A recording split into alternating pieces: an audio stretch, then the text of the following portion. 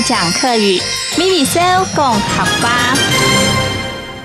大家好，我是徐薇老师，欢迎收看微笑讲客语，咪咪笑讲客家。学了这么久的客语，你有没有每天都咪咪笑呢？今天我要说的呢，跟大家日常生活有关哦，那就是运动这么一个活动。小时候呢，我在苗栗呀，每当看到稻子收割的时候，一亩亩的田地，哇，好棒哦！那就是小朋友最好的运动场了。那个时候像大 Q 就是打球。大 Q 就是去打球，大就是去打的意思 ，Q 就是球的意思。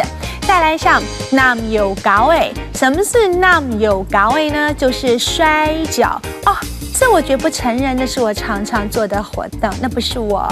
但是呢，我对这个 nam yo高呢非常的熟悉，因为我的爸爸常常跟我们说，他在小时候读苗栗的大同小学，他是全校 nam yo高的王。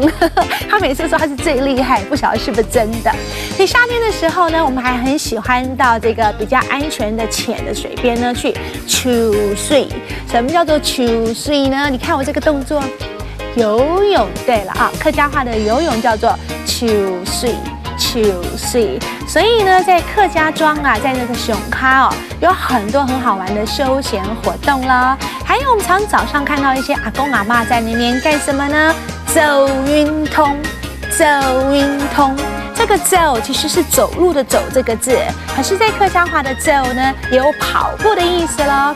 再来还有骑脚踏车、骑自行车，客家话叫做骑自郎茶，骑自郎茶，自郎茶就是脚踏车，哇，差好多哦。就这么说，自郎茶。要不然呢，一开山，开山就是去爬山的意思，开山就是去爬山，所以我们知道要活就要动，所以身体健康一定要常常运动。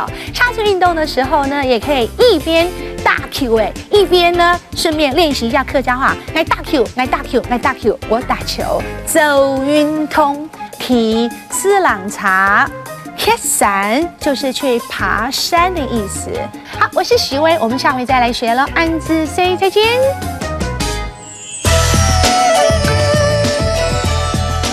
行政院客家委员会策划。